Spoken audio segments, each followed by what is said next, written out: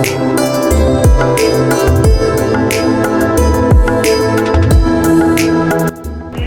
वालेकुम, मां आज़म बुर्दी ऐं तव्हां ॾिसी रहिया आहियो मुंहिंजो वीलॉग। मां हिन वक़्तु थाईलैंड जी सिटी बैंकॉक जे इंटरनेशनल एयरपोर्ट ते आहियां ऐं थोरी देरि खां पोइ मुंहिंजी फ्लाइट आहे। मां वञी रहियो आहियां मलेशिया जी सिटी कोलालमपुर।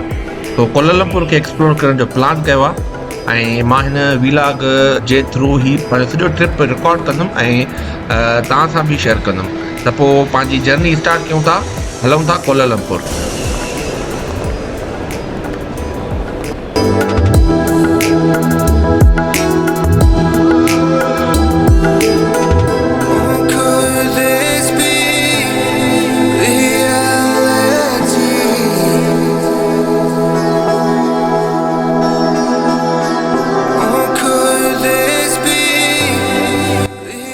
कोलालमपुर असां पहुची चुका आहियूं ऐं कोलालमपुर सिटी जो एयरपोर्ट तक़रीबन 40 मिंट या कलाक डाउनटाउन सिटी खां थोरो परे आहे।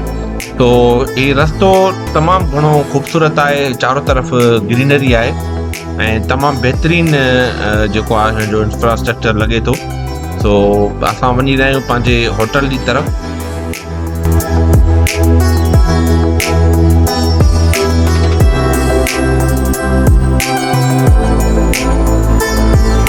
होटल असां पहुची चुका आहियूं। 4 स्टार होटल आहे, तमामु बहितरीन होटल थो लॻे ऐं रूम बि ॾाढो प्यारो रूम आहे, ख़ूबसूरत रूम आहे।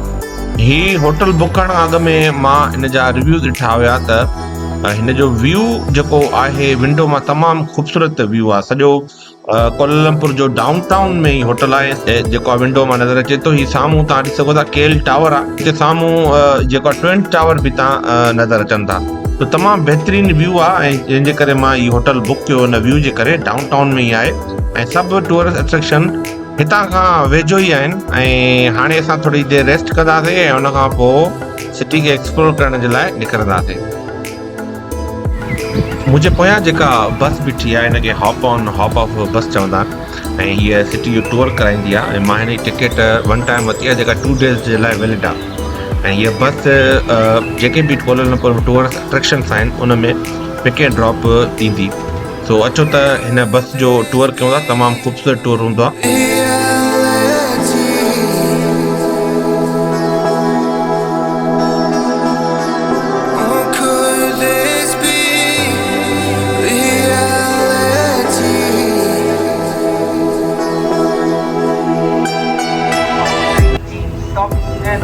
Back onto any one of our buses, provided you have a valid ticket.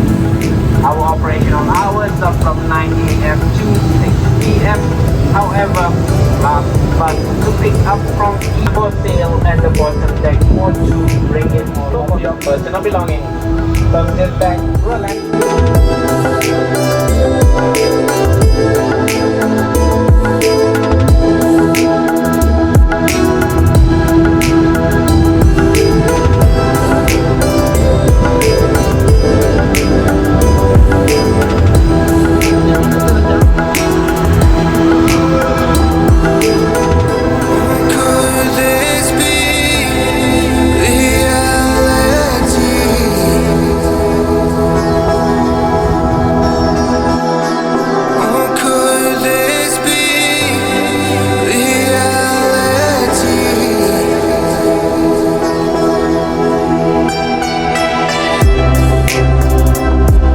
हिन वक़्तु मां आयल आहियां ट्विन्स टावर, जंहिंखे पेट्रोनास ट्विन्स टावर बि चवंदा आहिनि। ही टावर्स कोलालमपुर सिटी जे डाउनटाउन में ई आहिनि। ही पूरो एरिया डाउनटाउन आहे ऐं हिते ॿियूं बि इलाही टालेस्ट बिल्डिंग्स आहिनि ऐं विज़िट करण लाइ बहितरीन जॻह आहे। सो ही ट्विन्स टावर बेसिकली जॾहिं 1998 में ठहिया हुआ उन वक़्तु ही टालेस्ट बिल्डिंग हुई पूरी दुनिया में।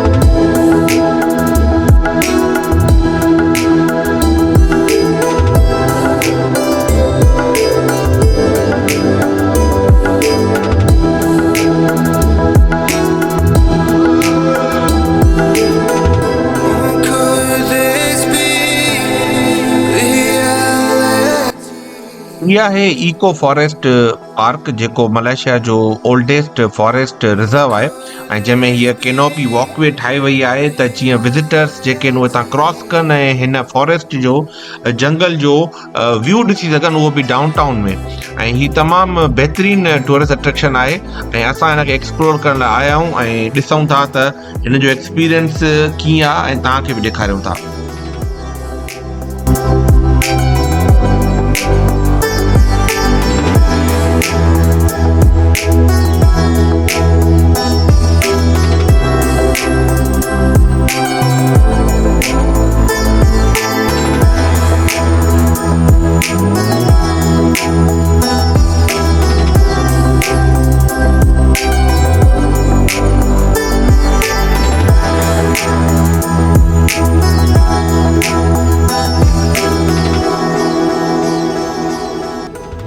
फॉरेस्ट पार्क जे भरिसां ई केएल टावर बि आहे ऐं हिन टावर में कोलालमपुर सिटी जी हाईएस्ट ऑब्जर्वेशन डेक बि आहे जंहिंमें पूरे सिटी जो 360 व्यू इंजॉय करे सघिजे थो।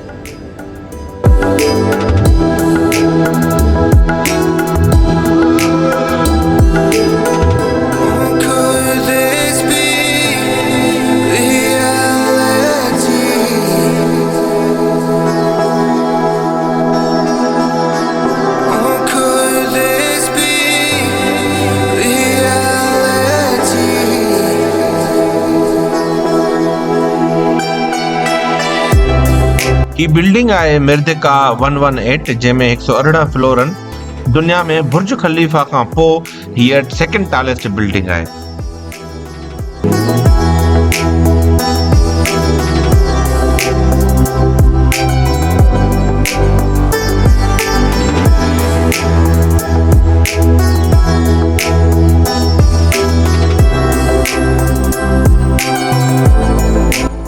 ही साम्हूं जेको बोर्ड ॾिसी रहिया आहियो, इहा हिकु लोकल मार्केट आहे, हिनखे कस्तूरी वॉक बि चवंदा आहिनि ऐं इहा बिल्कुलु सेंट्रल मार्केट जे भरिसां हिकु फ्रेंडली टूरिस्ट अट्रैक्शन बि आहे।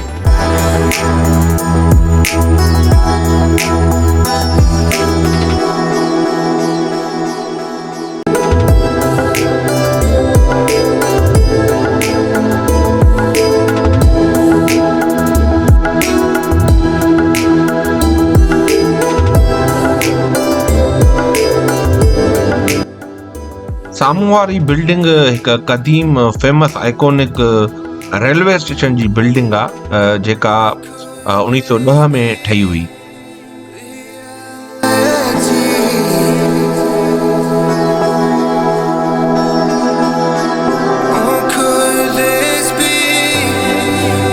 हिन वक़्तु मां आयल आहियां किंग पैलेस जेका मलेशिया जे किंग जी रेजिडेंस आहे ऐं तमामु सुठी आर्किटेक्ट इस्लामिक बिल्डिंग आहे। हिन चारों तरफ़ ग्रीनरी आहे।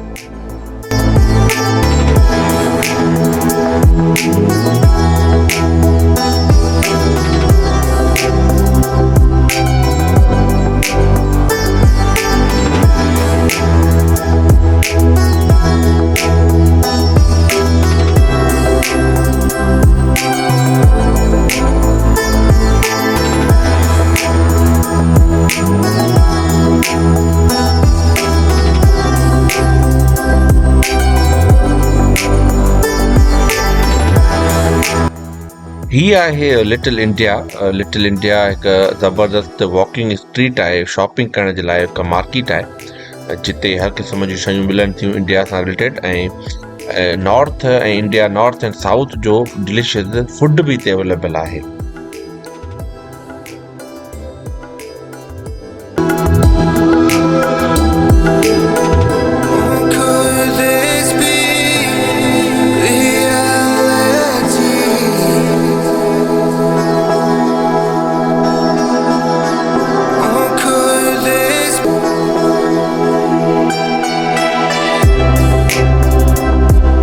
दोस्तों ही आहे नाइट व्यू पेट्रोनास टावर्स जो जेको तमामु ख़ूबसूरत ऐं दिलकश लॻे थो ऐं हिन जे सराउंडिंग्स में जेके बि बिल्डिंग्स आहिनि ऐं टावर्स आहिनि स्काई स्क्रैपर्स आहिनि तमामु ख़ूबसूरत ऐं सिटी ऑफ लाइट्स जो ही सॼो व्यू मिले थो ऐं हिन सां गॾोगॾु असांजो ही वीलॉग बि पुॼाणे ताईं पहुचे थो। नेक्स्ट टाइम हिकु नई कंट्री सां नई व्लॉग में हाज़िर थींदासीं।